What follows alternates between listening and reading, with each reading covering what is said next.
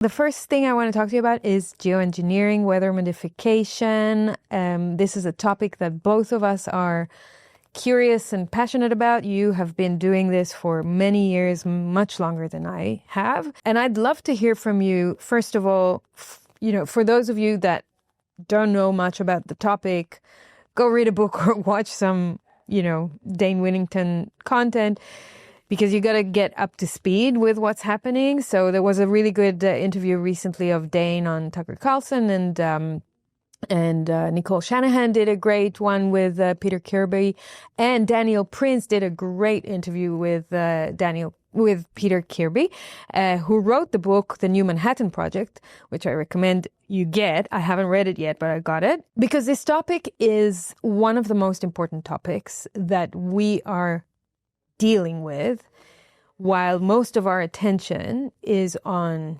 pharma, food, and money, which is understandable. You can't have health, wealth, and sovereignty if you're being poisoned unbeknownst to you and then without your permission. Mm-hmm. At least with respect to pharma, you have to have some sort of compliance or agreement. And then in food... Informed consent. Well, they don't. You have to participate to the degree you're allowed. In farming, because we have a food forest at my property in Florida, and we test soils, been part of groups testing. I just tested the water recently at my house. I've got wells.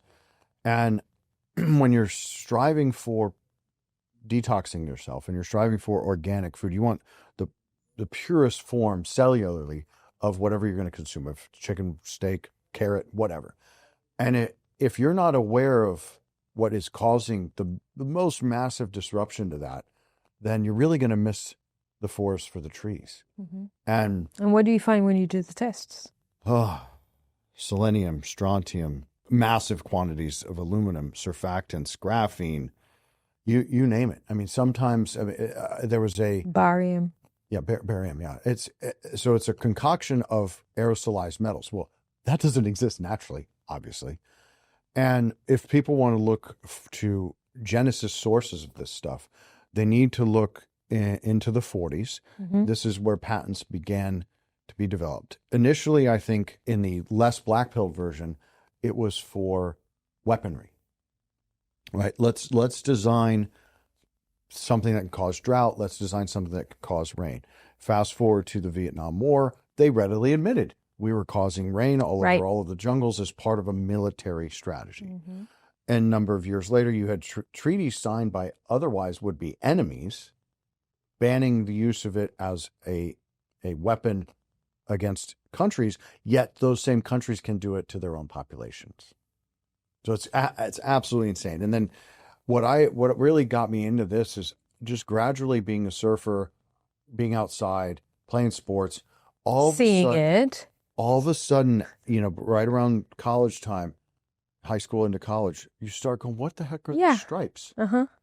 Oh, it's contrails. Okay, well, it's a contrail. You go look that up. Well, I don't know if ice particles can stretch for 200 miles at 300,000 feet. You can debunk that via null hypothesis, scientific method, very easily. And it was also coinciding with the same narrative and investigations on the dangers of vaccines causing ADHD, autism, and all this other stuff. And obviously, if you look on the charts of the quantity of vaccines the population of the United States got, then all of a sudden in the 90s it went. So you can derive an R squared by just looking at the data. I think whatever that most recent one was, like a 96, 98 R squared to autism. So all of those premonitions and suspicions were now proven true. Mm-hmm. This is, in my opinion, the most destructive component of the fiat system. Mm-hmm. It couldn't operate, and why I mentioned that is that it could not operate without printed money. The black budget, that depending on, they lose $2 trillion here, $3 trillion there. Oh, we don't even know how many trillion. They just did a $900 billion military bill, and then wait, a bunch of it's foreign aid. None of it makes any sense. But my point with bringing it towards the fiat system is, if you had money of consequence, there's no way you would have enough to do this shit globally. Mm-hmm. Excuse my language. Because it's a massive massive in Europe, you see operation. it in UK, France. It Oh, doesn't yeah. even matter where you are. Japan, Australia. It's everywhere. It's the whole planet. Yeah. And then you go, well, wait a minute. How many planes does it take to spray the whole planet every day? Okay, well, that's tens of thousands. How much aluminum do you have to aerosolize to spray the whole? Well, that's hundreds of thousands of tons, or perhaps millions of tons. And you just keep walking down that logic tree, and you get to where, why are they doing this? How long have they been doing this to us? What are the second and third order effects to the environment that they're allegedly trying to protect with their ESGs and their war on carbon and climate change, when they're the ones actually changing the climate? And what you arrive at when you actually get down all that deductive reasoning and get to hundreds and hundreds of patents all over the world. You can go to the U.S. Patent Office, which is the most easy and most transparent to search, and you can see one stratum of patents for specifically changing weather conditions. Cloud seeding is a very du jour term now. Basic. Right, and then you use silver iodide, and that. But that's really entry level stuff. Right, I'm starting. That's Yeah. And then you get to the other thing, which is we're spraying nanorobots over you that we're going to manipulate your 5 and 6G. That's also patented. Correct. So here's your starter kit, and here's your holy crap end state. And recently, Dr. Jane Ruby gave Mike Adams a sample for his great lab in Texas to analyze, and he's showing you through the microscope this stuff's moving in all kinds of crazy formations and is quite terrifying when you realize that they're spraying this. And then there's been instances of this quote unquote nano fog, right? And there's been a 400 fog that is kind of weird and staying and has like burns, and you can't. People were tweeting that, right? Yeah, okay. And it's now come back. There was a 400-mile pocket of it over California. I mean, it's just stuff that's so unnatural. Now it's becoming more and more obvious. Yeah. And I think it's 32 or 34 states so far have quote unquote banned geoengineering. But the problem is that states. Really? So many? Yeah. 32 have already done that? Yeah. Okay. The problem is enforcement, right? So at RFK said this on television, it's a DARPA level, probably even maybe above that. And why are they even bothering to ban it if they know that there's nothing they can do about it? Well, if they weren't at least doing that, I think it's raising awareness. It's heroic that they've even done that. Okay. Some of the politicians weren't aware that they could only enforce over 200 or 2,000 or 5,000 feet above their state or their city. They weren't really aware till they went through this process. And then it really was courageous for them to do it, right? The agencies that say, oh, it's a conspiracy theory, who made up that word, they have propagandized and gaslit against this for our entire lives, right? And I think to achieve those bills passing where they were bipartisan, and people don't want to be poisoned. So I think even though we're not getting cleaner air, cleaner water, cleaner food as a direct result of our representative doing what we asked them to do, I think at a minimum, it's better than nothing, and it's bringing forward the dialogue. And now perhaps a larger fight about decentralization is going to occur. And this is where these go tandem with Bitcoin. Bitcoin's like it's the tip of the sword with a lot of awareness and truth for many, many of these issues. Because once you go up the pyramid, you get to that same fiat cabal, right? And without that, none of these exist.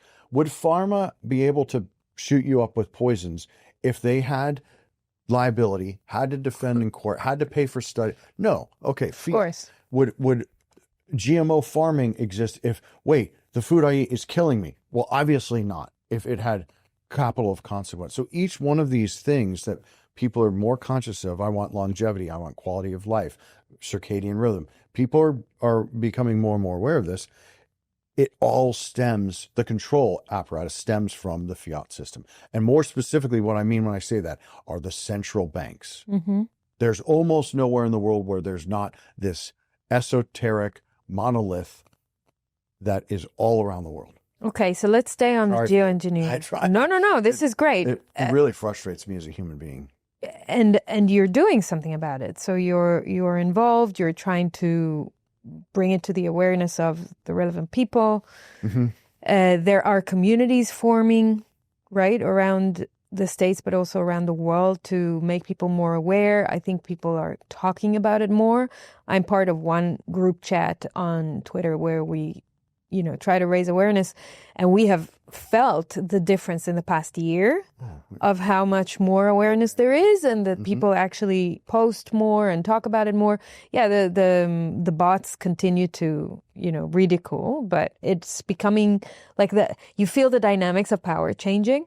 It's like the ratio is changing. Oh, little robot, I'm sorry, you're wrong. Right. It's okay. Right. Because you almost feel pity for them now. Yeah. But it still happens. But we don't care. We'll continue doing that. But what else can we do health-wise to protect them ourselves? I mean, this is at the magnitude where you've got electrical engineers, physicists actually creating technologies to try and shield the body from the fallout of this. I've shown you the one that I'm running on my biofield right now. That's ARC. Oh, well, this helps with resonance. Okay, yes. The frequencies that you put around your biofield, your aura, those help it helps against vaccine shedding. It helps against EMF, ELF. So it's similar technological filters. Like think of it like what you want to do is create a Faraday cage for your body, essentially, for both 5G, ELF, EMF, as well as the fallout from the sky. What I do is I take a lot of supplements that bind metals, and I try and drink an absolute ton of water every day to flush, and then mix in, which a lot of people are doing now, sauna, steam shower, ice bath. I only really get it the body. Just to detox the body. And then because I've been studying it for so long and been fighting it, for a while too, I know when I have the symptoms. My throat gets scratchy and my eyes get like a burn. Yeah. And it's not like a cold or a flu, which we've all had. It's not like food poisoning, which I eat all kinds of sushi and stuff, so I get food poisoning. And then I immediately react. And this is happening. My partners and employees are doing this now, sweating it all out. And then you try to eat, higher alkaline foods so that detoxes your body. You don't want to eat heavy, complex carbs, certainly not too much. You want animal fat, not processed fat. Because then the metals have nothing to bind to, or they have less to bind to. That's a good insight. And air purifiers? Oh, yeah. Okay. Thanks for bringing that up. I forget the brands off. One is like a tube, and it's more like the electrical matrix that neutralizes it all. And then that's what we have in the office and at the house. And then I have a huge one that basically at the house it sucks in all the air. And then you remove the filter and you can see it all. It's insane. It's probably bi-weekly. When they ramp it up, I need to change the filter the same week. Jesus. It's insane. And I have a reverse osmosis water system at my house that gets it out. And then that was going from once a quarter to being changed the last few years. They've ramped it up so much, it's once a month. And the crap that's on these filters will just blow your mind. Remind me the name of the quantum service for the frequencies? QuantumUpgrade.io. Quantum Upgrade, and okay. then Tramis. Okay. And then it's the best efforts, right? I just want people to have all the options so they can go check it. And it's really children, because when we were kids, they did it, but I think, this is my personal subjective view, it was primarily used for agriculture or for steering hurricanes. It wasn't this daily, we're poisoning you, we're going to run crowd control or mind control frequencies on top of you from our 5Gs, because they didn't have 5G back then, right? It's RF. So I think our systems have been less saturated with this than young children who have had it the last 5-6 years ad nauseum. And you really, really need to protect them, because they're not complicit. They don't know what's going on, and neither does Mother Nature. And we owe it to everyone to stand up for this. This, I think, is a bigger issue than the vaccine thing. I agree with you.